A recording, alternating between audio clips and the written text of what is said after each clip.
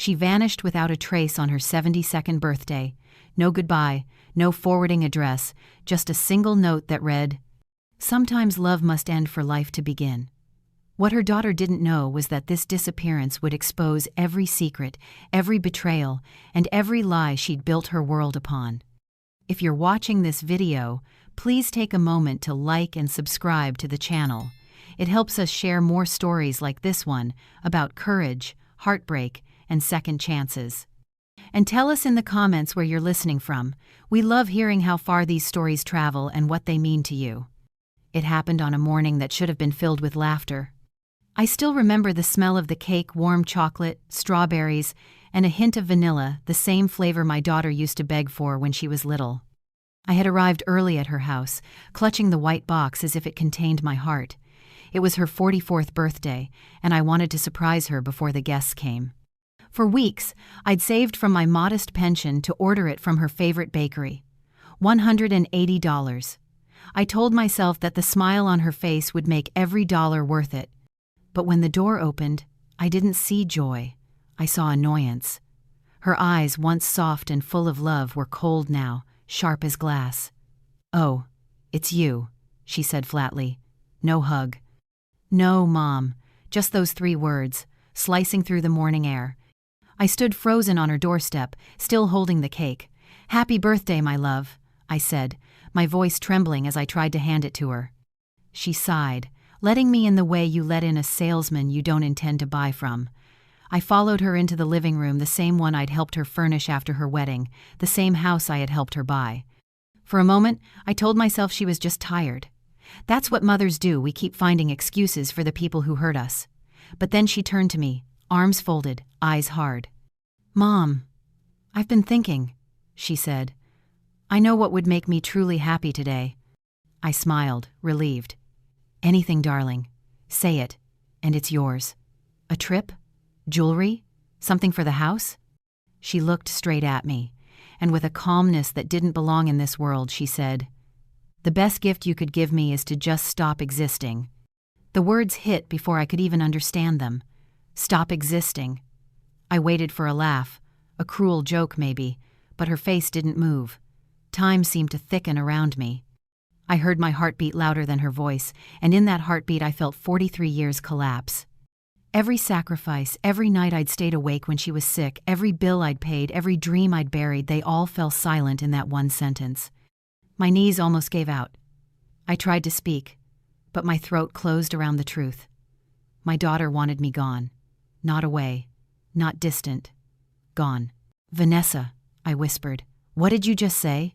"You heard me," she replied, her tone icy, controlled, as if she'd rehearsed it. "I need space. I need to breathe without you always being around. My life would be easier if you disappeared." For a second, I thought I might faint. I could still feel the warmth of the cake box against my palms, the candles slightly melting from the heat of my hands. I looked down at it, that ridiculous cake, meant for celebration, and realized it was mocking me. "After everything I've done for you," I murmured. My words came out like smoke from a dying fire. She laughed, a dry, humorless sound. "Everything you've done has always been for you, Mom, to make yourself feel needed, to keep control. I'm done." I don't know how I found my way to the door. I remember her standing there, impatient, arms crossed, as though waiting for a delivery to leave. I remember the sound of my own breathing, heavy, uneven, filling the silence she created. I remember turning one last time, hoping to see even a flicker of regret, some trace of the child who used to run into my arms. But there was nothing, only a stranger in my daughter's skin. When the door closed behind me, I felt the world tilt. The street looked different, as if I had stepped out of my own life and into someone else's. The morning sun felt too bright, almost cruel. I kept walking until I reached my car, the cake box trembling in my hands. I wanted to throw it away right there, but I didn't. I sat behind the wheel, staring at that white box as tears fell onto it, blurring the pink ribbon tied around it.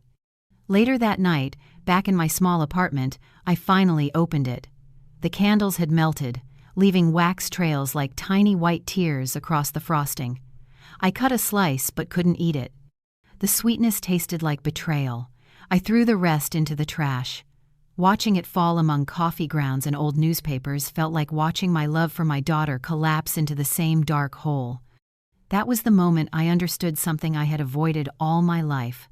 Love, when one-sided, can become a slow form of dying. I had spent decades feeding a bond that had already withered. And now, she had said the words out loud, the kind of words you can never take back. I didn't sleep that night. I sat on the couch, the same one where I used to hold her when she was little, and stared at the walls that seemed to breathe with my memories. Somewhere between the ticking of the clock and the ache in my chest, I felt something new. Not anger, not despair. Something harder, sharper. A beginning disguised as an ending. Because when someone tells you to stop existing, you either crumble or you rise into someone new. If you're watching this video, please take a moment to subscribe to the channel and help us keep bringing stories like this to life. Your support means the world and gives us the strength to keep going. Now, before we move on, let me ask you something to think about, and I'd love to see your answer in the comments. If a loved one ever said something so cruel that it shattered your heart, would you stay and try to understand why they said it, hoping to fix the relationship? B. Walk away and protect your peace, even if it means losing them forever? Type your answer, A or B, in the comments. I truly want to know what your heart says. When dawn came, I was still sitting in the same spot on my couch, staring at the faint light creeping through the curtains. My body felt heavy, but my mind wouldn't rest. Every word from the day before replayed in my head like a cruel melody. Stop existing. That phrase had carved itself into the walls of my apartment, into the rhythm of my heart. I thought that with enough time, maybe the shock would fade, maybe the pain would settle.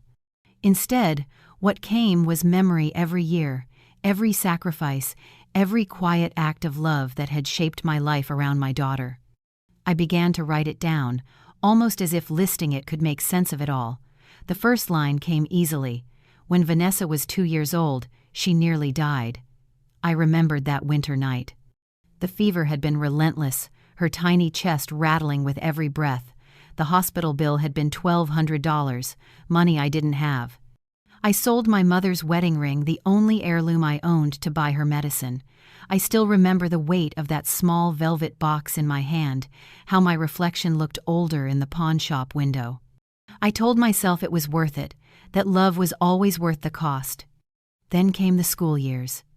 I worked double shifts at the clinic, my hands so tired I could barely hold a pen, yet every paycheck went straight to her. When she turned 16, she wanted the perfect pink dress for the school dance. I remember her excitement when she tried it on, how she twirled in front of the mirror. The dress had cost $800, but her smile that night made me forget the price. I skipped meals that month to cover it. Hunger seemed like a small thing compared to her happiness. In college, she changed her major 3 times. Each change meant new books, new fees, new semesters to fund. $42,000 in total. I mortgaged the house again, quietly, never telling her how close I came to losing it. She was always finding herself, and I wanted her to have that chance, because I never had mine. I thought that was what a mother was supposed to do, build her child's wings, even if it meant tearing away her own. When she married Mark, I poured every bit of energy into making it the most beautiful day of her life. $35,000. The ballroom glowed with soft light, her white dress shimmering as she danced. Everyone said it looked like a fairy tale. Only I knew the fairy godmother had paid for it with 40 years of blisters and sleepless nights. Then came the house, the very house where she had stood yesterday, telling me to disappear. The down payment was $150,000, my life savings. That money had been meant for my retirement, for a small home near the sea where I could grow old in peace. But when she called, crying about how she and Mark couldn't afford the deposit, I didn't hesitate. "Don't worry," I'd said. "That's what mothers are for." I can still hear her voice, soft and grateful. "Mom, I'll never forget this." But she did. When Mark lost his job last year, I stepped in again. 8 months of mortgage payments, $16,000 from my pension. Each check I sent carried the same message: I'll always be here for you. I didn't realize those words had turned into a curse. And it wasn't just money, it was time, years of it. When the twins were born 5 years ago, I became their unpaid babysitter. Every time Vanessa wanted a night out, every time she had plans, she'd call, and I would drop everything. I'd cancel my doctor's appointments, my gatherings, my life. I told myself it was temporary, that she'd grow to appreciate me when she had children of her own, but she didn't. She just learned that I would always say yes. I went to the cabinet where I keep all my old folders, bank receipts, tuition statements, hospital bills, invoices, proof of a lifetime. I spread them on the table like pieces of a puzzle, trying to see if they could spell out where I went wrong. When I added everything, the total stunned me. Nearly $460,000. Almost $500,000 spent, not on luxury, not on myself, but on love. As I stared at those numbers, tears blurred the ink. I imagined what that money could have been. With interest, it could have been $600,000 today. Enough for a small cottage by the ocean, enough for comfort in my old age. Instead, it was gone, transformed into dresses, degrees, and mortgages for someone who now wanted me erased. But even then, I didn't feel anger. Not yet. What I felt was exhaustion, the kind that seeps into your bones when you realize that everything you've built was for someone who never intended to stay. I thought about all the nights I stayed awake worrying if Vanessa was eating well in college, all the prayers I whispered when she was in labor, all the pride I felt when she bought that house. None of it had been enough. I had confused unconditional love with servitude, and she had learned to mistake dependence for affection. I went to the mirror and barely recognized the woman staring back. My hair had grayed at the edges. My hands were rough and spotted. I used to believe that aging gracefully meant staying soft, staying forgiving. But maybe it also meant knowing when to stop giving pieces of yourself away. That afternoon, I called Vanessa. She answered after the 5th ring. "What is it, Mom?" she said, her tone clipped. I wanted to ask if she meant what she said yesterday, if she truly wished I'd stop existing. But I didn't have to ask. I could hear it in the emptiness of her voice. When the call ended, I sat in silence. The apartment felt smaller than ever. My daughter didn't just want space, she wanted absence. And that realization, as painful as it was, came with a strange clarity. For the first time in my life, I understood that I had nothing left to lose, not because she'd taken everything, but because I'd already given it away willingly. Outside, the city hummed. Somewhere, children laughed. A bus passed by carrying faces I'd never see again. Life kept moving, indifferent to my heartbreak.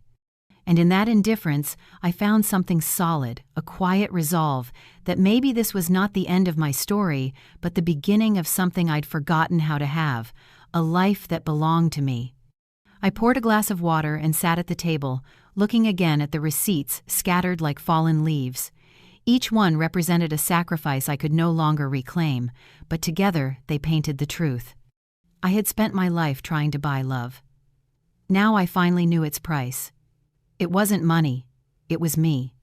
And I couldn't afford to pay anymore. That night, something inside me shifted. It wasn't sudden, it felt like the slow turning of a wheel that had been rusted for decades. For the first time in my life, I wasn't crying for what I had lost. I was grieving for the years I had given away.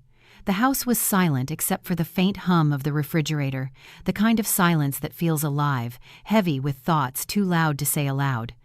I sat by the window and watched the city lights blur through my tears, and I realized how small my world had become. My life had revolved around one person's needs for so long that I had forgotten my own voice. It was as if I had been living in a house where every mirror reflected her face instead of mine. I remembered the first time Vanessa called me too much. It was after she got married. I had stopped by to bring her homemade soup because she'd said she wasn't feeling well. She looked embarrassed when her husband, Mark, saw me at the door. "Mom, you don't have to keep showing up like this," she'd said. I had laughed it off, telling her that mothers never stop worrying. But I remember the way she sighed, the kind of sigh that carried years of annoyance wrapped in politeness. That sound had stayed in my mind for years, but I had chosen to ignore it, to love her harder instead. Love, I thought, could fix anything. Now I knew how wrong I was. As I sat there, the memories kept coming, the small humiliations that I'd brushed aside, the birthdays where she'd been too busy to visit, the phone calls that always ended with a request money for a bill, help with the twins, just until next month. The gratitude never lasted longer than a week. I had thought it was normal. Isn't that what mothers do? Give until they have nothing left, and call it love? I realized that my devotion hadn't been noble. It had been fear of being alone, fear of losing her completely.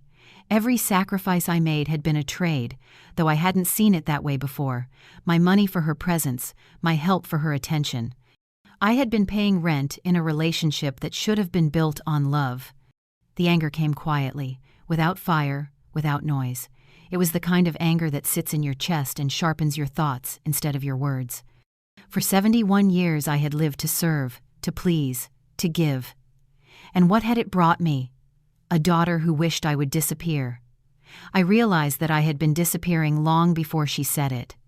Every time I said yes when I wanted to say no, every time I silenced my exhaustion to keep her comfortable, every time I gave up a piece of myself to avoid conflict. I had been vanishing slowly, politely, with a smile. I went to the kitchen and made tea, though I didn't really want it. The act of boiling water, stirring sugar, pouring it into a cup, it was something normal, something human.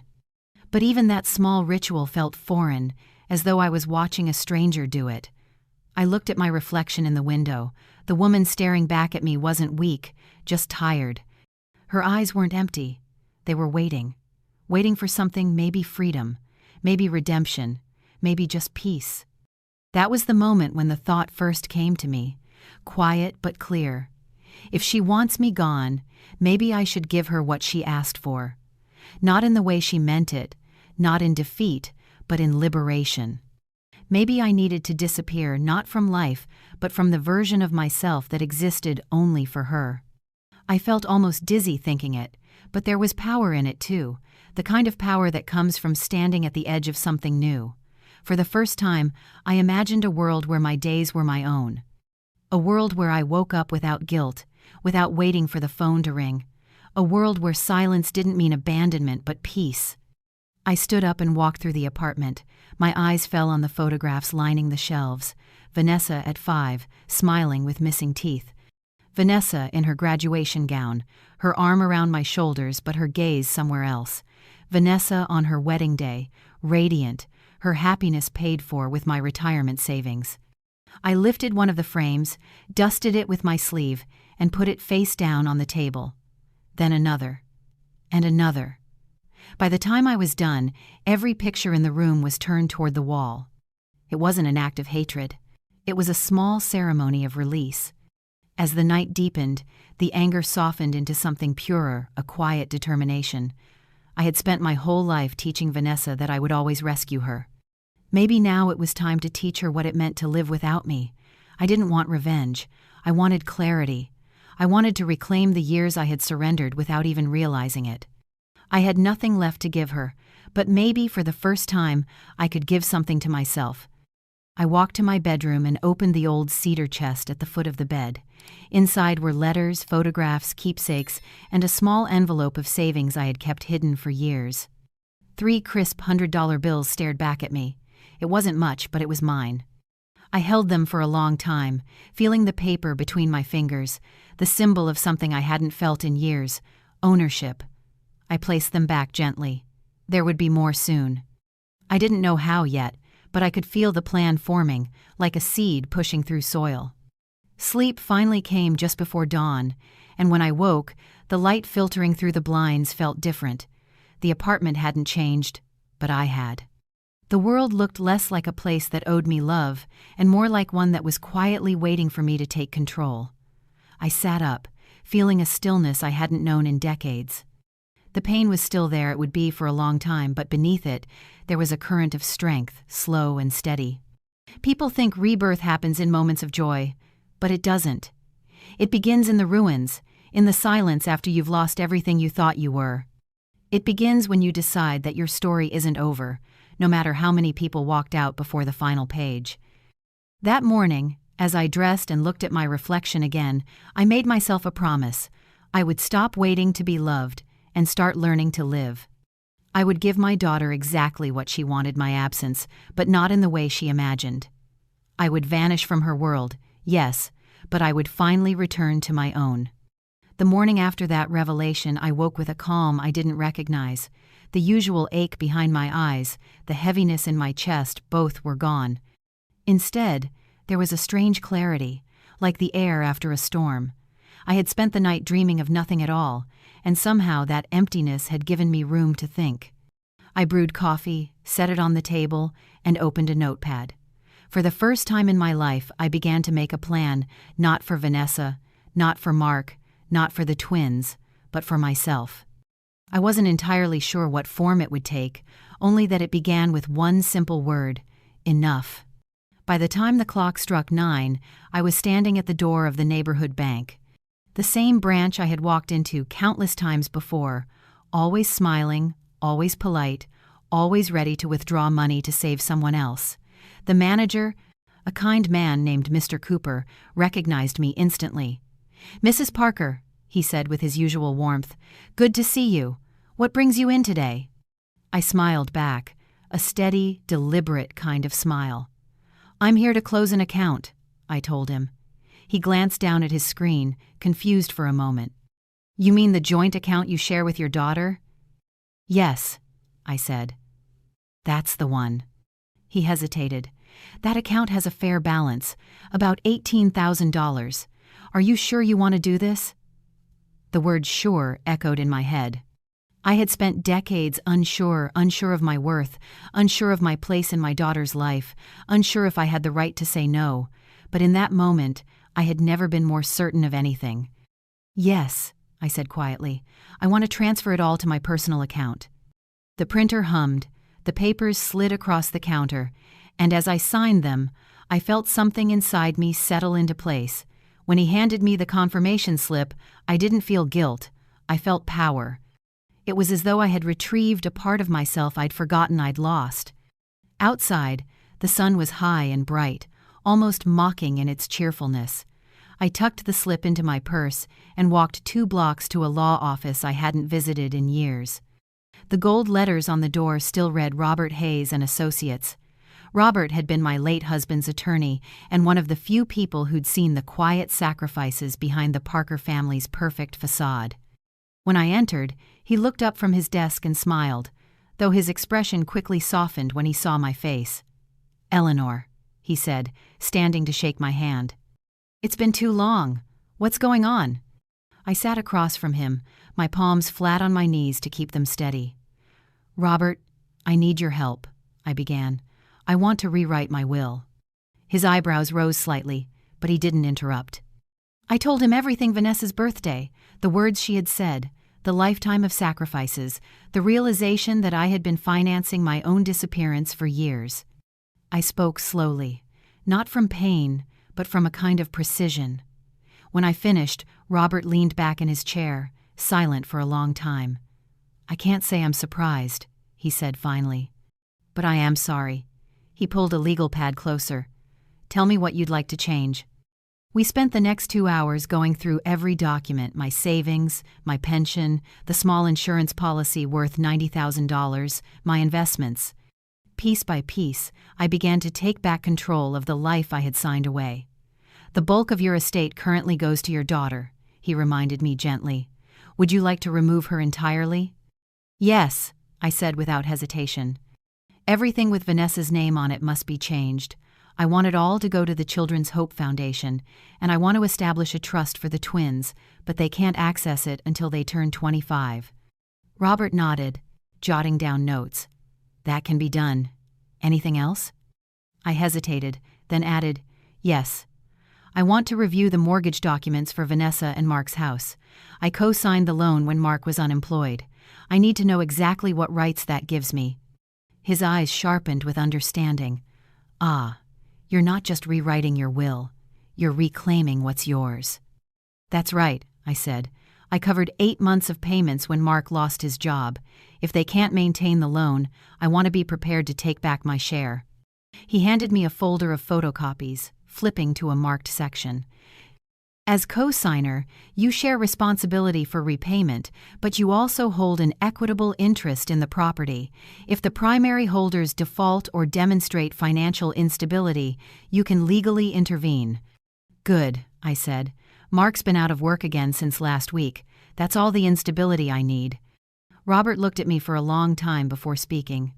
You're sure you want to do this, Eleanor? It's not an easy step. I met his gaze. I've taken harder steps. This one, at least, is for me. He nodded, almost smiling. Then let's make it official. When I left his office, the air outside felt different, lighter somehow. I walked slowly, savoring the feeling of motion without obligation. I was no longer hurrying home to answer a phone call or to cook for someone else. Every step felt like reclaiming a piece of my own time. At a small cafe on the corner, I stopped for lunch, a bowl of soup, a slice of bread, and a cup of coffee. Simple things, but for once I didn't glance at the price on the menu. I looked around at the people talking, laughing, living. For years I had believed my world began and ended with Vanessa's happiness. Now for the first time, I realized how vast the world actually was and how small my role in it had been by choice.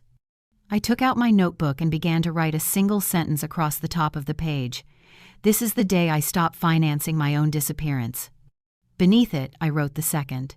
If freedom has a cost, I am finally willing to pay it. By the time I returned home, the sun was dipping behind the buildings, washing the sky in orange and gold. I set my purse on the table and poured myself a glass of wine.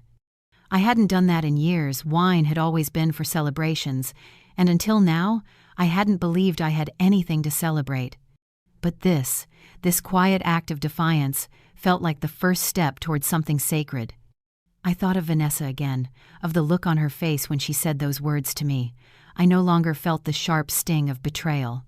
I felt pity for her blindness, for the emptiness she had mistaken for independence.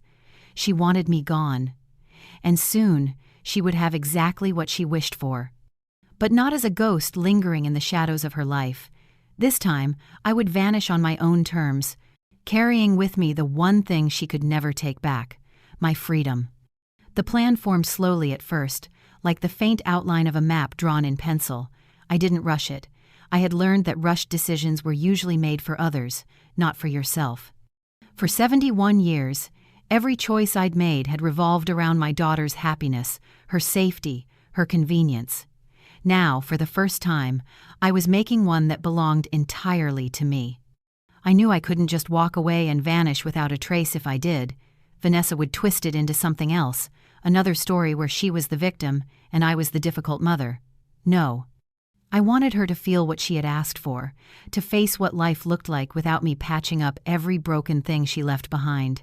She needed to live without my name, my money, or my presence to cushion her. And I needed to see if freedom could still exist at my age. That morning I sat at my kitchen table, the same place where I used to help Vanessa with her homework. The chair opposite me was empty now, but I placed a notebook there anyway, as though addressing her across time. I began to write, not to beg, not to explain, but to record. Every debt I had paid, every sacrifice, every promise broken. I wanted her to read it someday and understand that what she called control had actually been love. My handwriting trembled, but my resolve didn't. By the time I looked up, 10 pages were filled with neat, precise lines of truth. Each number, each memory, each word carried the weight of years she had dismissed as nothing. I wrote not to convince her, but to free myself from the lie that love had to mean surrender. The next step was practical. I withdrew $28,000 from my personal account. The teller looked at me oddly, perhaps wondering what a gray-haired woman planned to do with so much cash. "I'm starting a new chapter," I told her. It wasn't a lie. I slipped the envelope into my purse and walked out of the bank without looking back. The air outside was crisp, the sky a pale blue streaked with the first signs of spring, the kind of day that promised renewal. For once, I allowed myself to believe that promise. Later that week, I visited a travel agency tucked between a flower shop and a bookstore. The bell above the door chimed softly as I stepped in. The young agent behind the counter looked surprised to see me. "Good afternoon," he said cheerfully. "How can I help you?" I hesitated for a moment before answering, savoring the taste of the words. I'd like to book a one-way relocation program for seniors, somewhere peaceful, maybe Europe. His eyebrows rose, but he didn't question it. He showed me glossy brochures of Italy, France, and Austria. My eyes stopped on a photograph of Salzburg, the river glistening under the sunlight, the distant outline of snow-capped mountains, people walking slowly along cobblestone streets. There was a stillness in that picture that called to me. "That one," I said. "Austria." He explained the details: housing assistance for retirees, community groups, language classes, part-time volunteer opportunities, a package for a new life. It would cost $4,500, including my ticket and a month's temporary lodging. I signed the forms with a hand that didn't shake once.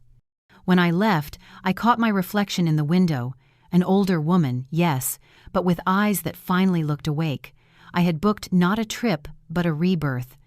I knew I couldn't carry this secret alone. I needed someone I could trust to play a small but crucial role. That evening, I knocked on the door next to mine. Clara Mendez, my 70-year-old neighbor, answered, wearing her reading glasses and a sweater 2 sizes too big. She had been my closest friend for years, a retired drama teacher with a wicked sense of humor and a heart big enough to hold the world. When she saw my face, she stepped aside instantly. "Coffee?" she asked. "Something stronger," I replied, smiling for the first time in weeks.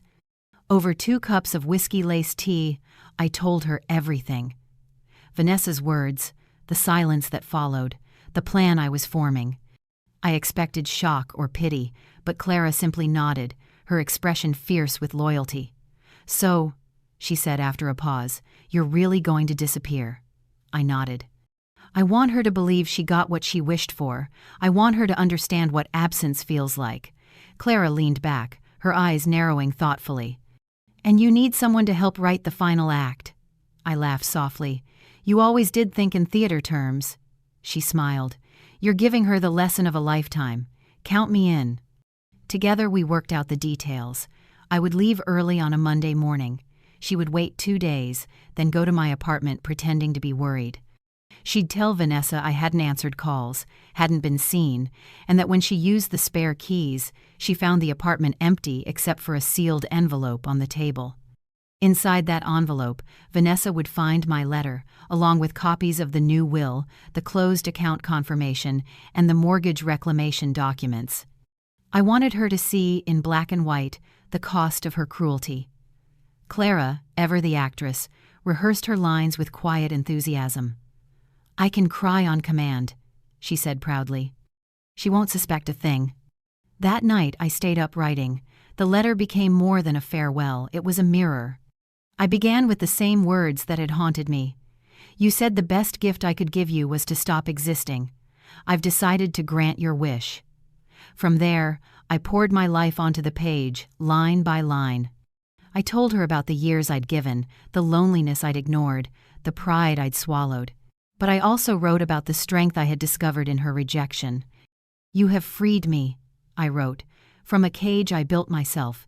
You will no longer have to carry the weight of my love, and I will no longer have to carry the pain of your indifference." By dawn, 20 pages lay before me. My handwriting grew smaller toward the end, tighter, as if my hand were afraid to stop. I sealed the letter in a thick envelope and tied it with a ribbon, the color of deep blue, a color I had always loved but rarely worn, because Vanessa once said it made me look too old. I smiled at the memory. Tomorrow, that color would belong to me again. As the first light crept through the window, I packed a small suitcase. 2 dresses, 1 coat, my passport, a photograph of my husband taken before he died, and a book of poetry I'd never had time to read. The essentials of a woman who had finally learned to travel light. When I looked around my apartment, it no longer felt like a home. It was a shell, filled with ghosts of who I had been. I didn't feel sadness. I felt release. Before sunrise, I placed the envelope on the kitchen table, right in the center where the light would find it. Then I locked the door and slipped the keys under Clara's mat. My cab would arrive in an hour. I stood for a long moment in the hallway, listening to the faint hum of the city waking up. Somewhere out there, my daughter was still sleeping, untroubled by the thought of me. But soon she would wake to a silence of her own making, and maybe, just maybe, she would begin to understand what she had truly wished for. The taxi arrived just as the first pale stripe of dawn split the horizon. I stood at the window watching it idle below, the driver yawning, his elbow resting on the open door. The world outside was waking up, delivery trucks rumbling in the distance, the faint cry of birds, the smell of morning air that always carried a mix of promise and melancholy. I took one last look around my apartment.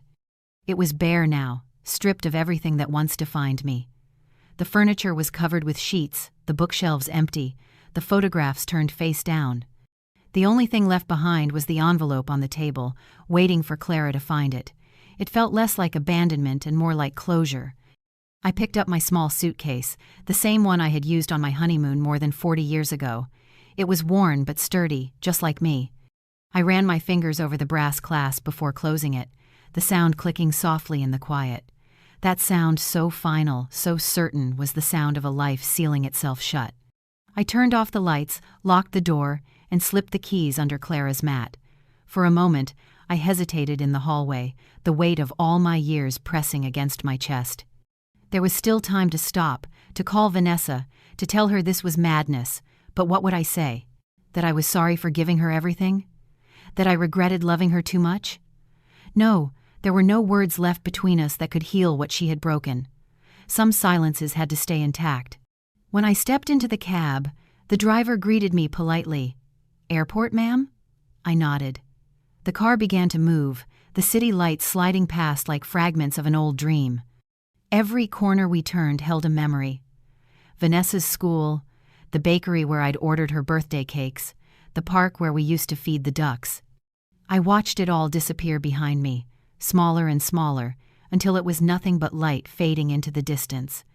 For the first time in years, I wasn't rushing towards someone.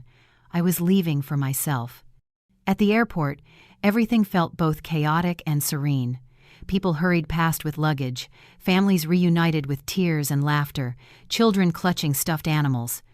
Life was unfolding in every direction, and for once, I was part of it not as a bystander or a caretaker, but as a woman about to reclaim her story. When the attendant handed me my boarding pass, I traced the word printed beside my seat number: Salzburg.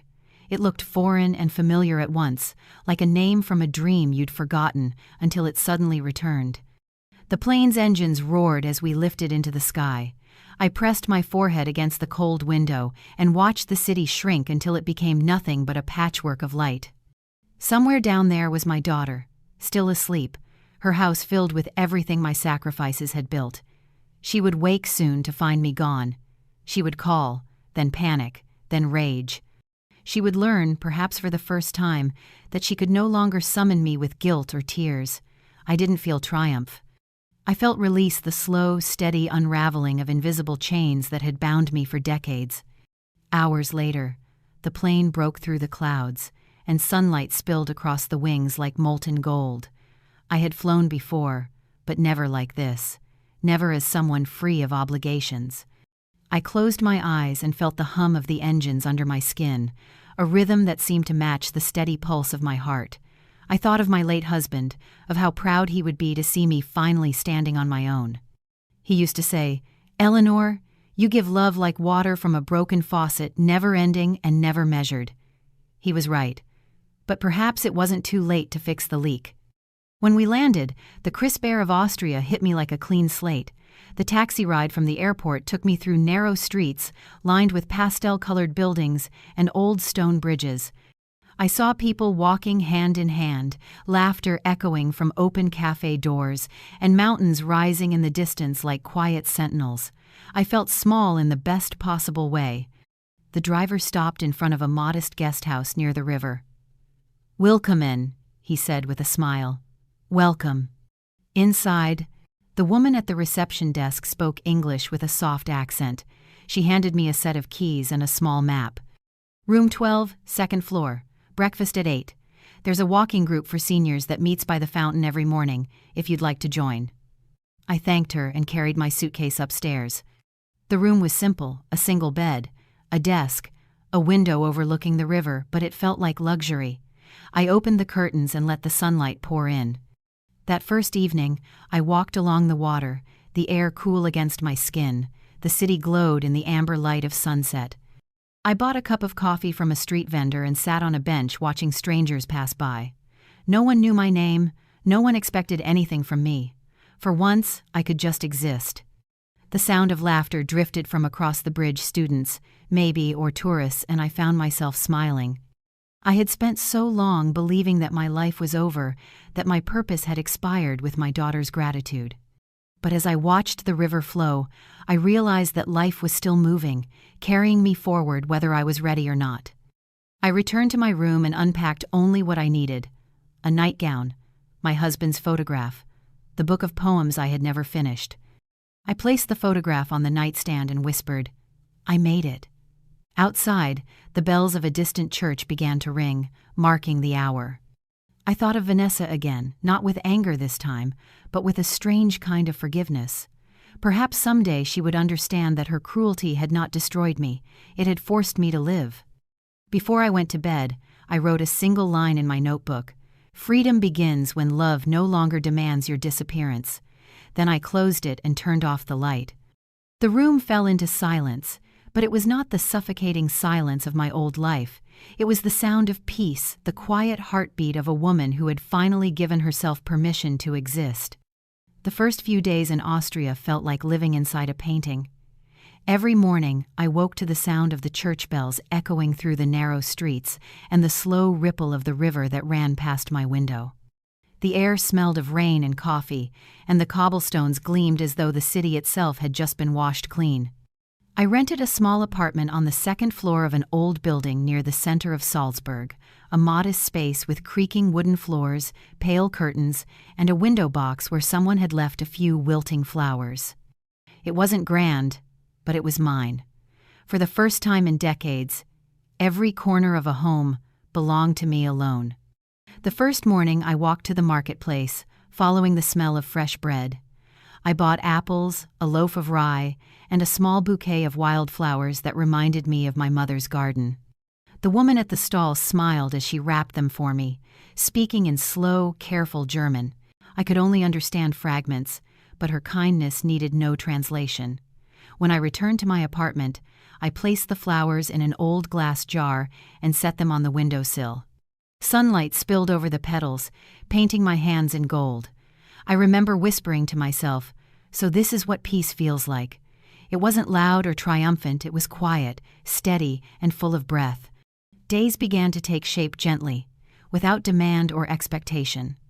I joined a small walking group for retirees that met near the river every Tuesday. Most of them were locals, a few were foreigners like me, all carrying their own invisible histories.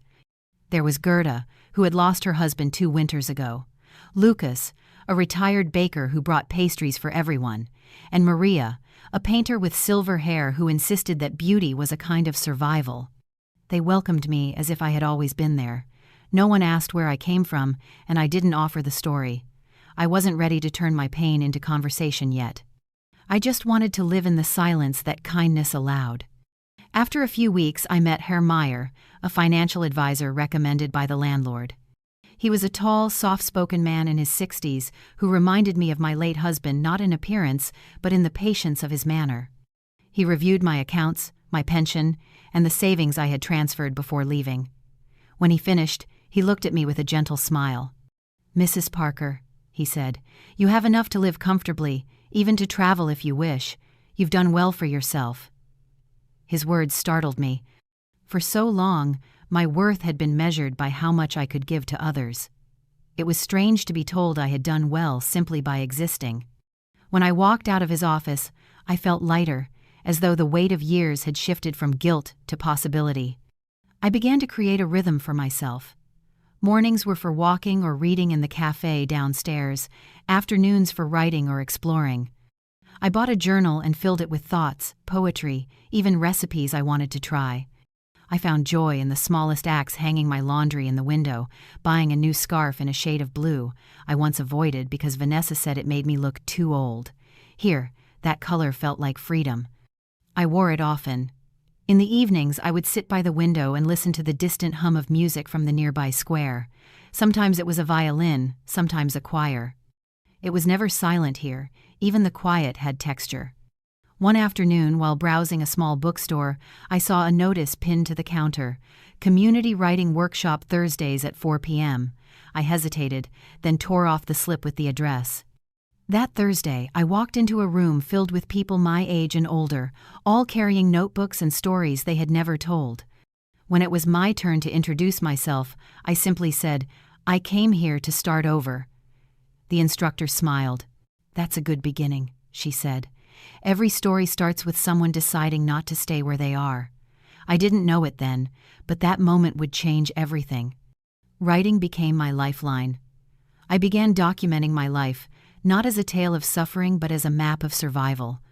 I wrote about the woman I used to be, the one who gave too much, who mistook guilt for love, and about the woman I was becoming, who had learned to sit in her own silence without apology. As the pages filled, I started to notice something remarkable. The more I wrote, the less anger I felt. My pain was still there, but it had shape now, form, meaning. It was no longer something that consumed me. It was something I could hold, examine, and even let go of when I was ready. A month later, I received an unexpected call. It was from a local journalist who had read one of my short essays in the community newsletter. He wanted to interview me for a feature about people who had started new lives abroad after retirement. My first instinct was to refuse. I wasn't ready to share my story with the world. But then I thought of the thousands of women like me, trapped in homes that no longer felt like homes, loved only for what they provided. I said yes. The article, titled "The Woman Who Chose Herself," was published the following week. The response was overwhelming.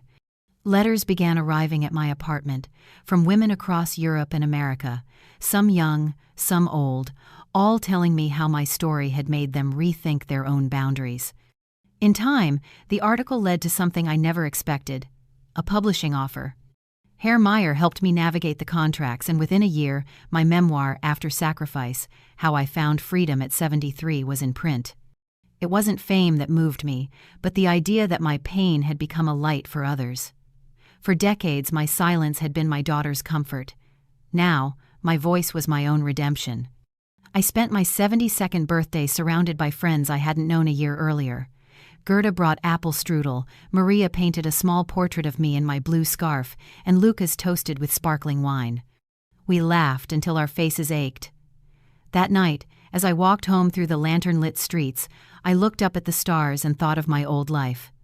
There was no bitterness left, only a quiet gratitude. Sometimes, freedom doesn't come from running away. It comes from finally walking toward yourself. I returned to my apartment, lit a candle, and wrote one last line in my journal before going to bed. I thought I came here to escape, but I came here to begin. 6 months had passed since I first arrived in Salzburg, yet every morning still felt like a quiet miracle.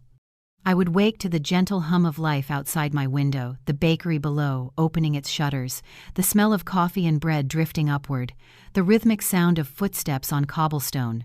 My life had fallen into a soft rhythm, and for the first time in half a century, I didn't dread waking up. I no longer lived for someone else's approval or affection. I lived because I wanted to. But peace has a strange way of tempting the past back to the surface.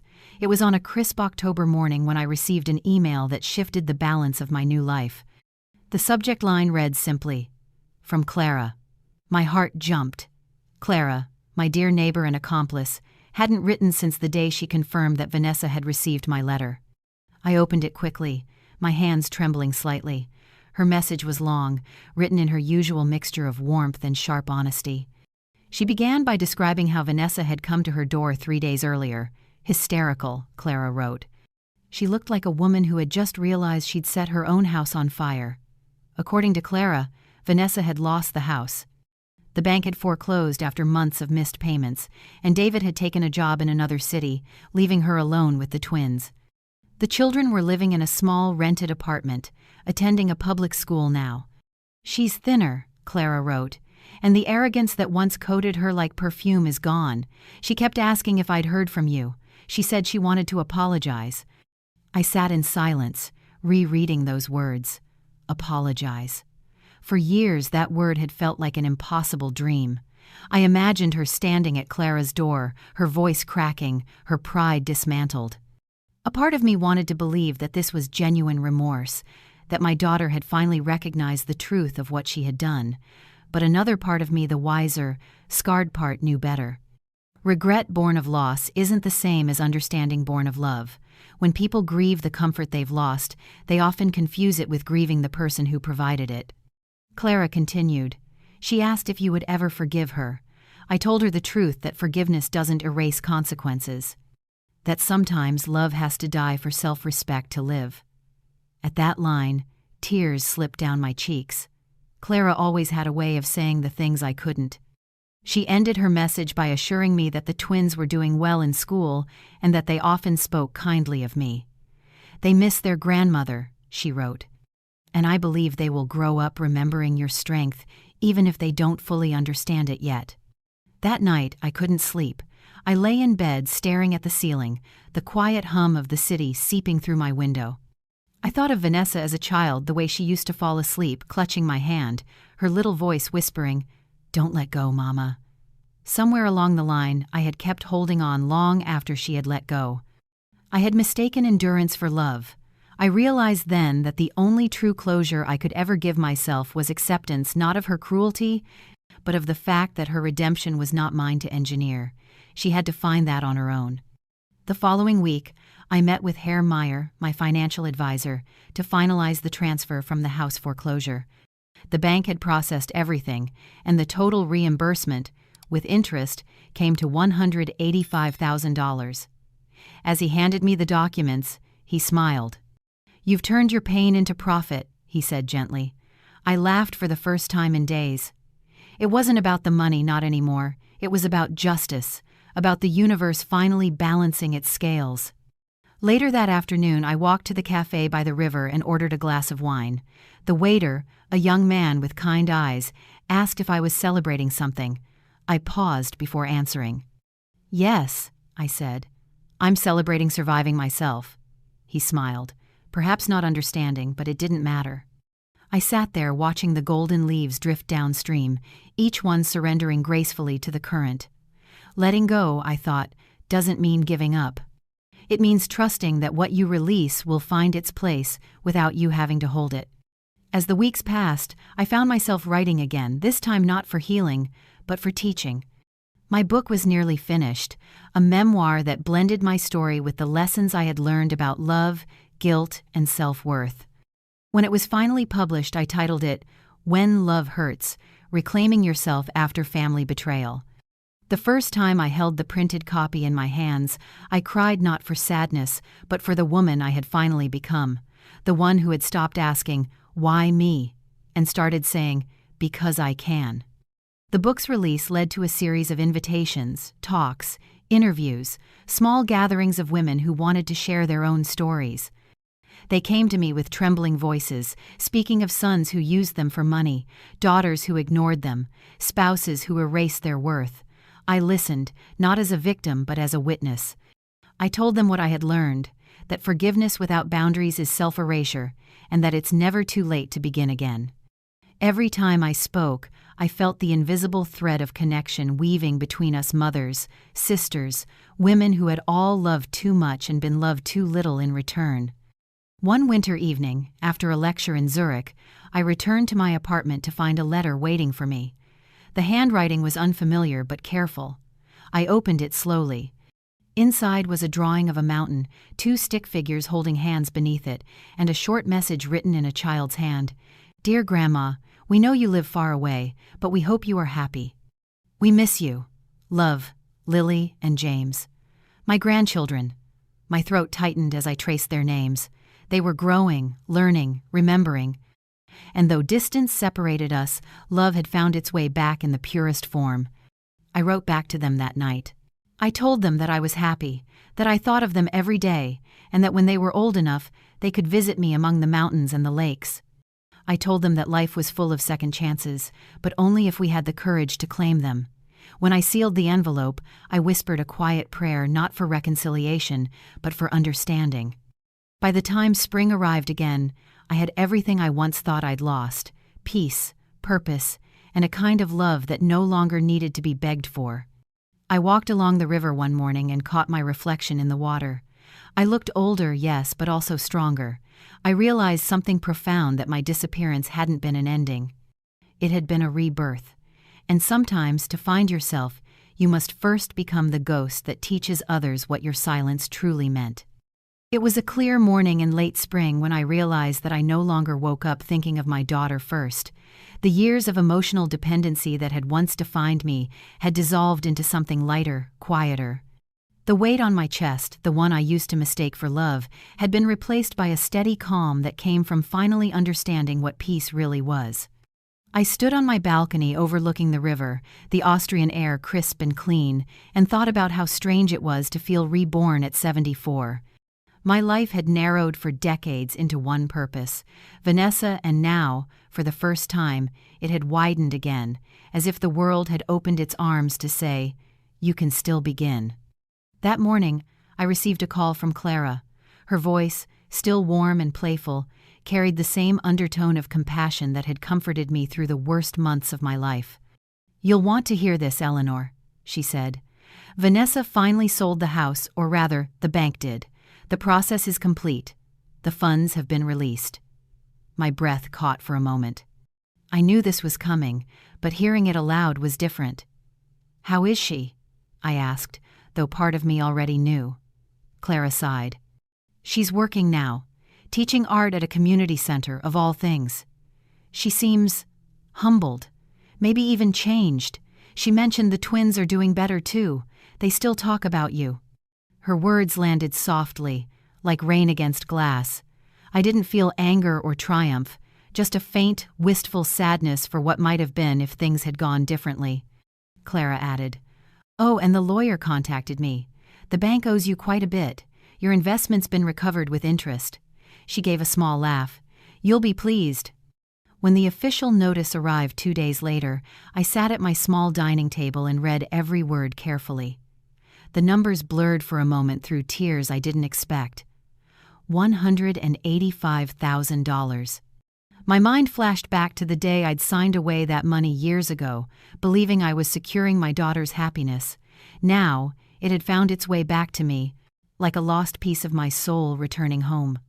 I wasn't rich by any modern measure, but I was comfortable. And, more importantly, I was free. I went for a walk that afternoon, tracing my usual route along the lakeside. The water shimmered under the late sun, and the swans drifted lazily across the surface, unbothered by time. I thought about how different my life might have been if I'd never had the courage to leave. If I had stayed in that familiar misery, bound by guilt and obligation, I might still be sitting in that small apartment back home, waiting for a daughter who never came. But by leaving, I hadn't just saved myself, I had reclaimed the right to exist on my own terms. That evening, I opened my notebook and began writing a new chapter for my memoir. This one wasn't about pain or loss, but about transformation, the quiet kind that sneaks up on you when you stop expecting miracles and start building them yourself. I wrote about the women who had written to me from around the world, about their stories of awakening. One letter in particular stayed with me, a 62-year-old woman from Michigan who said she had read my book in a single night. "I cried," she wrote, "because I saw myself in your story. I spent my whole life trying to be a good mother, and somewhere along the way, I forgot how to be a person." She ended her letter with a sentence that made my hands tremble. "Thank you for giving me permission to live." It was then that I understood the true purpose of my pain. It had become a bridge. What had nearly broken me was now helping others find their way back to themselves. There was something sacred in that realization. My suffering had not been wasted. It had transformed into a kind of light that could guide others through their darkness. Months passed, and with each new season, I felt myself growing stronger, surer, lighter. I enrolled in a painting class at the local art studio, something I'd always wanted to do but never found time for. My first painting was of a window, open to a sky that stretched endlessly beyond the frame. When my instructor asked what it represented, I smiled and said, "Freedom." Then, one day, a letter arrived that made my hands tremble again, but for a different reason. The envelope was cream-colored, the handwriting careful but unmistakable. It was from the twins. I opened it slowly, my heart racing as if I were about to meet them for the first time all over again. The letter was simple. Dear Grandma, Mom told us you live far away now. We hope you're happy. We drew you the mountains you always talked about. When we're older, can we visit you? We miss you. Enclosed was a small drawing. 2 children standing beside a woman in a blue scarf, all smiling under a bright Sunday. My blue scarf. I hadn't realized they remembered that detail. My eyes filled with tears, but this time, they weren't tears of pain. They were tears of grace. Even in the aftermath of cruelty and silence, love had found a way to speak through innocent hands. That night, I sat at my desk and wrote them back. My dearest Lily and James, I began, you have no idea how much your letter means to me. I think of you every day. When you are old enough and can make your own decisions, my door will always be open to you. Until then, be kind to your mother, learn from her mistakes, and remember love should never hurt, and words should never be used as weapons. When I sealed the envelope, I felt something shift inside me, like a door closing softly behind me. I wasn't erasing the past, I was finally setting it down. For decades I had carried my daughter's shadow inside my heart, mistaking endurance for devotion. Now I carried only light. As summer turned to autumn, my days became filled with laughter, art, and friendship. I volunteered twice a week at a women's center, mentoring others who were rebuilding their lives after family estrangement. Some were younger, others older, but all were searching for the same thing, a way to live without guilt. In them, I saw reflections of my younger self, and I told them what I wished someone had told me long ago. You don't have to shrink to be loved. You don't have to disappear to keep peace. Sometimes walking away is the only way to stay alive. One evening, as the sun dipped behind the mountains, I found myself standing at the balcony again, glass of wine in hand. The city below glowed with soft amber light, and the bells of the cathedral rang in the distance. I thought about Vanessa not with bitterness, but with a kind of detached affection. She was still part of my story, but no longer the author of it. I whispered into the night, I forgive you, my child, but I will never return to the woman who allowed this pain. And for the first time, I truly meant it. 3 years had passed since I had last seen my daughter's face, and yet her shadow no longer haunted the edges of my days. I had grown into a woman I hardly recognized, a woman who no longer apologized for surviving. On most mornings, I would sit on my balcony overlooking the lake, a cup of warm tea in my hands, and watch the mist drift between the mountains. The view never lost its magic. The air smelled of pine and rain, the birds sang softly, and every ripple in the water reminded me that even stillness can have movement. I was 75 now, but I felt younger than I had at 60. I had learned that peace was not the absence of pain, it was the decision to stop letting pain be your purpose. My book had found its way into more hands than I could have ever imagined. When the publisher told me that When Love Hurts had become a bestseller across several countries, I smiled not out of pride, but out of awe. Letters poured in from women around the world, some my age, some barely 30. They wrote of their own awakenings, their courage, their small revolutions. A woman from Italy told me she left an abusive son-in-law and finally opened a bakery she had dreamed of since childhood. Another, from Canada, wrote that she had taken a long trip alone to the coast for the first time in her life and found herself laughing again. They all said the same thing in different words. You helped me remember that my story isn't over. I never thought I would become a symbol of strength for others. I had only ever wanted to survive quietly, to find a small patch of peace where no one could reach me. But life, in its curious way, had turned my silence into something that resonated far beyond my small apartment in Salzburg. I began receiving invitations to speak at conferences and women's groups. At first, I refused. I was afraid that revisiting my story would reopen wounds I had worked so hard to close. But then I realized healing doesn't mean silence, it means reclaiming the voice you once lost. So, I began to speak, not as a victim, not even as a mother wronged, but as a woman reborn through truth. Standing on stage for the first time, I looked out at hundreds of faces, each carrying their own invisible battles. My voice trembled at first, but the moment I began telling my story, a quiet strength took over. I spoke of love that had turned into control, of sacrifice that had become self-erasure, and of the painful but necessary art of letting go. When I finished, there was a silence, a sacred kind of stillness before the audience rose in applause. Many women were crying. I wasn't. I felt a serenity so deep it was almost holy. I had finally turned my pain into something useful.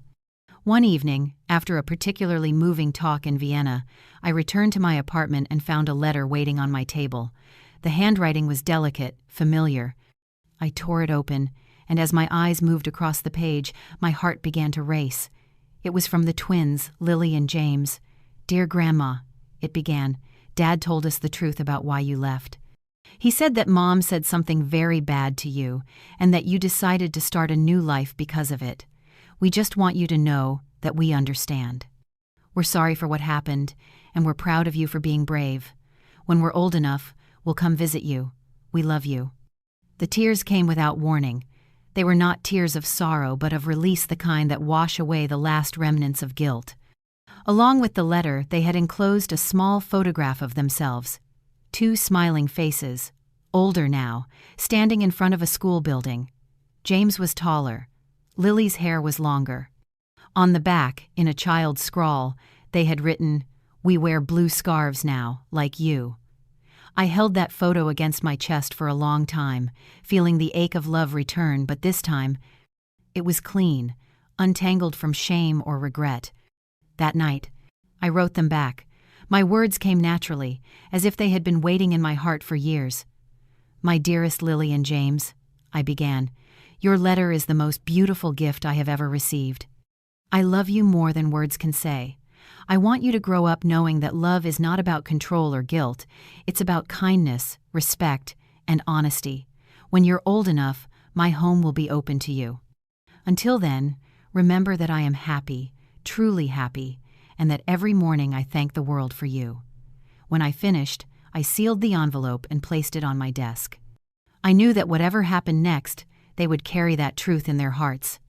In the months that followed, my life unfolded with a kind of effortless grace. I continued to paint, to write, to teach small workshops for older women learning to reclaim their independence. I even began hosting weekly gatherings in my living room, women from different backgrounds, sharing tea, laughter, and sometimes tears. We called it the Second Chance Circle. I never charged a single cent. My payment came in the form of their smiles, their strength, their rediscovered hope. Every so often, Clara would call from back home, giving me updates on the world I had left behind. Vanessa, she said, had remarried quietly. Her new husband was kind, patient. She had started volunteering at a shelter for single mothers and was working part-time at an art studio. I didn't ask too many questions. I didn't need to. I had stopped measuring my peace by her progress. But hearing that she was doing better filled me with a soft, unexpected joy. Life had taught me that even broken people can grow again when love finally meets them with accountability. On my 75th birthday, I invited all my new friends to a small celebration by the lake. The tables were covered in white linen, the air smelled of lilac, and candles flickered as the sun began to set.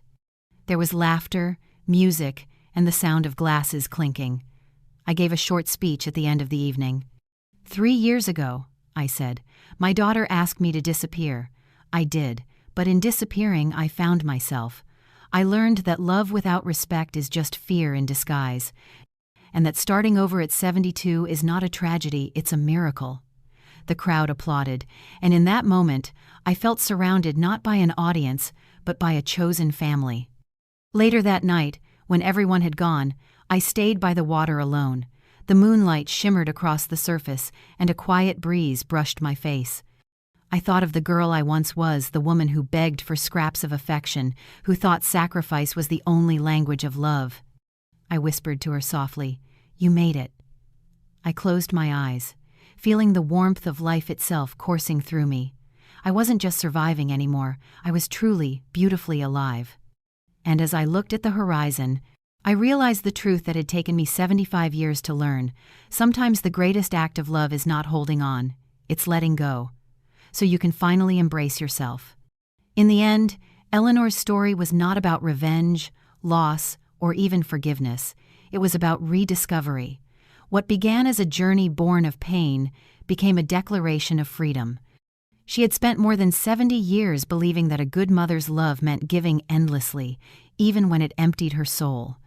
But when she finally chose herself, she discovered that self-worth is not selfishness. It is the foundation of every true act of love. In the quiet of the Austrian mountains, Eleanor didn't just find peace, she found identity. She learned that love without respect corrodes the spirit, and that no matter how old we are, it is never too late to start again. Her transformation reminds us that walking away isn't always an act of cruelty, it can be an act of courage. She didn't disappear to punish anyone, she did it to heal, to remind herself that she was still a person deserving of joy, curiosity, and dignity. In reclaiming her independence, she also taught her daughter, even from afar, that actions have consequences, and that every relationship, no matter how sacred, requires mutual respect to survive. Her legacy wasn't the money she recovered or the book she wrote. It was the strength she modeled, the quiet power of setting boundaries and choosing to live without apology. The truth Eleanor revealed to us is timeless. Love that costs you your peace is too expensive to keep paying for. Many of us, especially parents, caregivers, and elders, spend years believing that love is proven by sacrifice. But the older we get, the more we understand that the purest kind of love gives freely, without erasing the self. Her story teaches us that it is not weakness to say, enough. It is wisdom. And when we finally learn to value ourselves, we give others permission to value us too. So, as you finish listening to Eleanor's story, take a moment to reflect. Ask yourself, what does love look like when it includes self-respect? In your own life, where might you need to draw the line between caring for others and caring for yourself? Now, I'd love to hear your thoughts. Do you believe that sometimes walking away can be an act of love rather than selfishness? Please share your answer in the comments below so we can all reflect together. And if this story touched you, please subscribe to the channel to support our team in bringing more heartfelt stories like this to life. Your support truly helps us continue creating the kind of stories that remind us, no matter our age, it's never too late to start over and choose ourselves again.